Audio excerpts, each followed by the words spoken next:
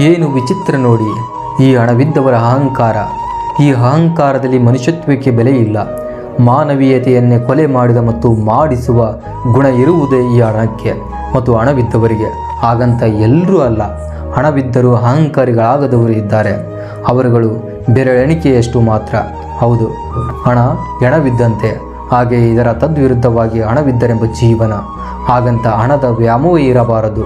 ಇದರ ಅರ್ಥ ಇಷ್ಟೇ, ಈ ಹಣದ ವ್ಯಾಮೋಹದಲ್ಲಿ ಸಂಬಂಧಗಳ ಕೊಲೆಯಾಗದಿರಲಿ ಎಂಬುದೇ ನನ್ನ ಆಶಯ.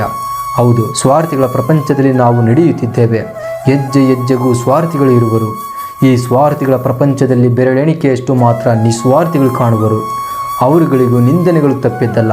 ಒಂದು ಮಾತಿದೆ, ಒಳ್ಳೆಯದಕ್ಕೆ ಒಳ್ಳೆಯವರಿಗೆ, ಒಳ್ಳೆಯ ಮನೋಭಾವವನ್ನು ಹೊಂದಿದವರಿಗೆ ಇಲ್ಲಿ ಕಾಲವಿಲ್ಲವೆಂದು. ಇಷ್ಟೇ ರೀ ಈ ಪ್ರಪಂಚ. ಎಷ್ಟು ಜೀವಗಳಿವೆ ತಮ್ಮ ನಿಸ್ವಾರ್ಥ ಮನೋಭಾವದಿಂದ ನಡೆಯುತ್ತಿರುವವರು. ಯೋಚಿಸಿ, ಇವತ್ತು ನಮ್ಮದಾಗಿರಬಹುದು, ನಾಳೆ ನಮ್ಮದೆನ್ನುವ ಆಸೆಯೂ ಕೂಡ ದುರಹಂಕಾರ ಅಲ್ಲವೇ? ಹಾಗೆ ಯೋಚಿಸಿ, ಕಳೆದ ಕ್ಷಣಗಳಂತೆ ಬರುತ್ತಿರುವ ಕ್ಷಣಗಳಿರುವುದಿಲ್ಲ. ಹಾಗಾಗಿ ಒಳ್ಳೆಯದಕ್ಕೆ ಒಳ್ಳೆಯ ಕಾರ್ಯಕ್ಕೆ ನಿಂದನೆಗಳು ತಪ್ಪಿದ್ದಲ್ಲ. ಏನು ಇವನ ವಿಷಯವೇ ಬೇರೆ ಇದೆ, ಇವನೇನು ಹೇಳುತ್ತಿರುವನೆಂದು ಯೋಚನೆ ಮಾಡ್ತಿರುವಿರಾ? ಹೌದು ಮಿತ್ರರೇ, ಮಾತನಾಡಿದ್ದು ಮುಂದೆ ಮಾತನಾಡುವುದು ಒಂದೇ ವಿಷಯ. ಹೌದು, ಹಣದೊಂದಿಗೆ ಹೆಣವಾದವರು ಇವರು ಯಾರೂ ಅಲ್ಲ.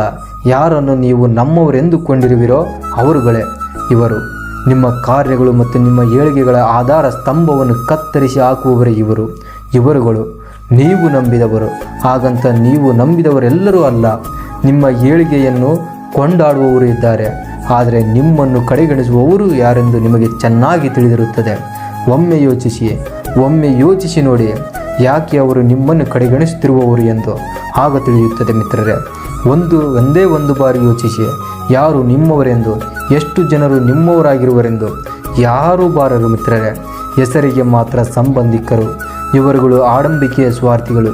ಯೋಚಿಸಿ ನೋಡಿ, ನೀವು ಯಾವುದೇ ಕಾರ್ಯದಲ್ಲಿ ತೊಡಗಿರದಿದ್ದಾಗ ನಿಮ್ಮವರ ಮುಂದೆ ನಿಮ್ಮ ಸ್ಥಿತಿ ಹೇಗಿತ್ತು ಎಂದು, ಹಾಗೆಯೇ ಅವರುಗಳು ನಿಮ್ಮನ್ನು ನೋಡುವ ಭಾವನೆಗಳು ಹೇಗಿದ್ದವೆಂದು. ಎಲ್ಲ ಅವರುಗಳು ದಾಸರಾಗಿರುವ ಅಹಂಕಾರದ ಆಟ ಮಿತ್ರರೇ. ಹಣವೆಂದರೆ ಹೆಣವು ಬಾಯಿ ಬಿಟ್ಟಿತ್ತಂತೆ, ಇವರು ಬಾಯಿ ಬಿಡುವುದಿಲ್ಲವೇ? ಆದರೆ ಇದು ಏಕೋ ತಿಳಿಯದು. ಖಾಲಿ ಕುಳಿತಿದ್ದಾಗ ನೋಡಿದ ಭಾವನೆ ಯಾವುದೋ ಒಂದು ಕಾರ್ಯದಲ್ಲಿ ತೊಡಗಿದ್ದಾಗ ಆ ಭಾವನೆಯೇ ಸತ್ತು ಹೋಗಿರುತ್ತದೆ. ಕಾಲು ಎಳೆಯುವ ದುರ್ಬುದ್ಧಿಯು ಅವರಲ್ಲಿ ಜನ್ಮ ತಾಳಿರುತ್ತದೆ. ನೀವು ಕೈಗೊಂಡ ಕಾರ್ಯವು ಸಫಲತೆಯನ್ನು ಹೊಂದುತ್ತಿದ್ದಂತೆಲ್ಲ ನಿಮ್ಮ ಸಂಬಂಧಿಕರು ನಿಮ್ಮನ್ನು ನೋಡುವ ಭಾವನೆಗಳು ಬದಲಾಗುತ್ತಾ ಹೋಗುತ್ತಿರುತ್ತವೆ. ಇಷ್ಟೇ ಮಿತ್ರರೇ ಈ ಪ್ರಪಂಚ. ಯಾರು ಇವರೇ ಅಲ್ಲವೇ ರಕ್ತ ಸಂಬಂಧಿಗಳು?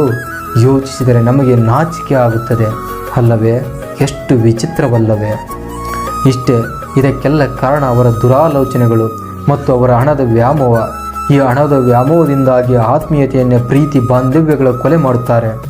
ಒಂದೊಂದು ಬಾರಿ ಯಾರದೋ ಪ್ರೀತಿಯಿಂದ ತುಂಬಿದ ಆತ್ಮೀಯತೆಯ ಭಾವನೆಗಳೊಂದಿದ ಫ್ಯಾಮಿಲಿಗಳನ್ನು ನೋಡಿದಾಗ ತಿಳಿಯದೆ ಕಂಗಳಲ್ಲಿ ಕಂಬನಿಯು ಚೆಲ್ಲುತ್ತದೆ.